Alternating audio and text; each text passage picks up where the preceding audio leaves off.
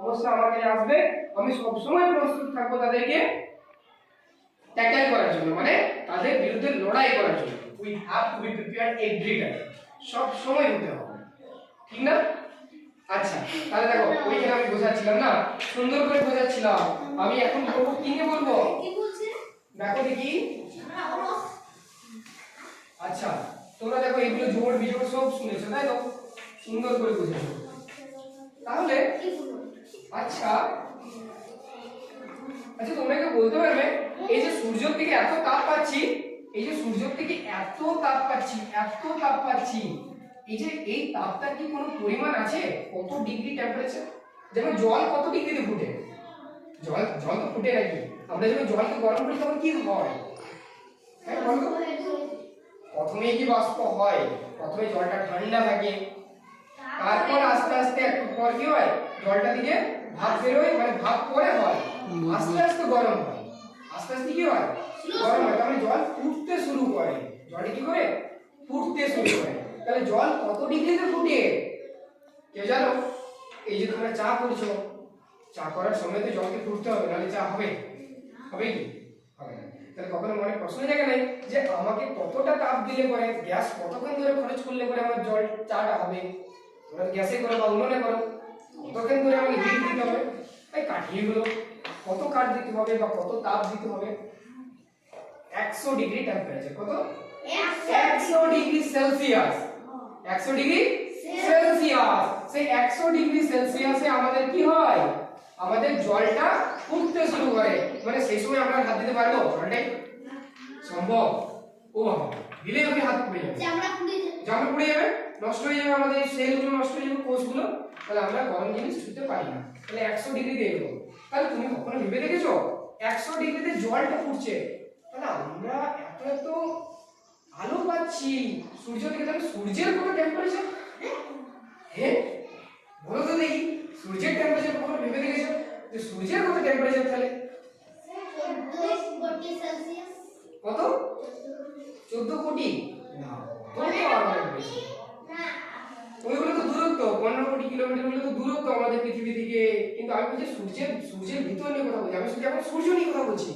সূর্যের ভিতরে কত টেম্পারেচার রয়েছে? ওইখানে আমি জল দিলে কি হয়ে যাবে? ওইখানে মানুষ যেতে পারে? কোনো কিছু যেতে পারে?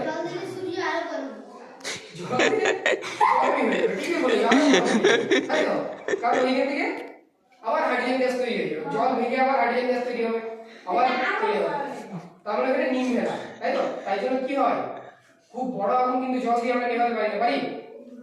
খুব বড় আগুন আমরা জল দিয়ে নেভাতে পারি না, ছোট ছোট আগুন নেভাতে পারি, উনুনের আগুন নিভিয়ে দেবো। কিন্তু যখন কোনো একটা বিল্ডিং জ্বলছে তখন কিন্তু জল দিয়ে শুধু নেভানো যায় না, তখন আমরা অন্য অন্য ধরনের কার্বন ডাই অক্সাইড ইউজ করতে। কি করতে হয়? Carbon die oxide. কারণ কার্বন ডাই অক্সাইড আগুনকে নেভাতে সাহায্য করে। জল কেন ইউজ করে না বড় বড় ক্ষেত্রে? কারণ জল তৈরি হয় হাইড্রোজেন আর অক্সিজেন দিয়ে। যখন আমরা এটাই, যখন আগুন জ্বলে না, জল দিই না, এটা ভেঙে যায়, এই হাইড্রোজেন আর অক্সিজেনে আলাদা আলাদা ভেঙে যায়, আর হাইড্রোজেন জ্বলে আর অক্সিজেন জ্বলতে সাহায্য করে, তাহলে আরো বেশি জ্বলবে। যদি খুব বেশি কি করি আগুনের ক্ষেত্রে, জল ব্যবহার করি, তাই জন্য আমরা কি ব্যবহার করি? CO2। CO2 মানে carbon die oxide. Carbon die oxide কোনটা, যেটা আমরা বার করছি, কার্বন ডাই অক্সাইড না কি নিচ্ছি আমরা? Oxygen gas. অক্সিজেন গ্যাস নিচ্ছি, বার করছি। বুঝে গেল? নিঃশ্বাস প্রশ্বাস। একটু ধ্যান করো, এটা বলতে কত টেম্পারেচার হতে পারে আমি বলে দিই। 1.5 কোটি ডিগ্রি সেলসিয়াস।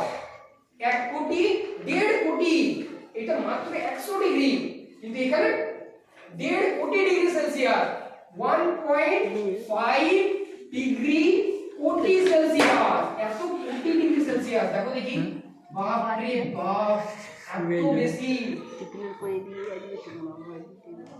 আমাদের মানুষ কত, আমাদের মানুষ জীবন, মানুষ মারা যায়, দেখো পুড়িয়ে দেওয়া হয় না, মানুষ মারা যাওয়ার পর তখন আমরা চুলি আজকের দিনকে দেখা যায় কি বলছে, তারপরে সব বলে আমরা মারা যাওয়ার পর আমরা থাকবো, আমরা কি করি? আমরা শক্তি দেখছি, আমরা কি করি? আমরা শক্তি, এই শক্তিটা এখন একটা জায়গায় আমার কাছে রয়েছে, যখন আমি মারা যাবো তখন পুড়িয়ে দেওয়া সেই শক্তিটা দিয়ে দে, না না বুঝে যাবে, রুটি শক্তি কখনো ধ্বংস আর ডাল সৃষ্টি করবি। করা যায় না। যতটা রুটি শক্তি আর আছে তড়কা টাইপের ততটা দেবে। শক্তি থেকে যাবে। আমরা মরে যাওয়ার পর আমার শক্তিটাই দেবে আমায়? দেবে। তাই না? এখন আমার কাছে আছে, আমার ভিতরে আছে, যে তোমাদেরকে বোঝাচ্ছি, তোমরা বুঝছো।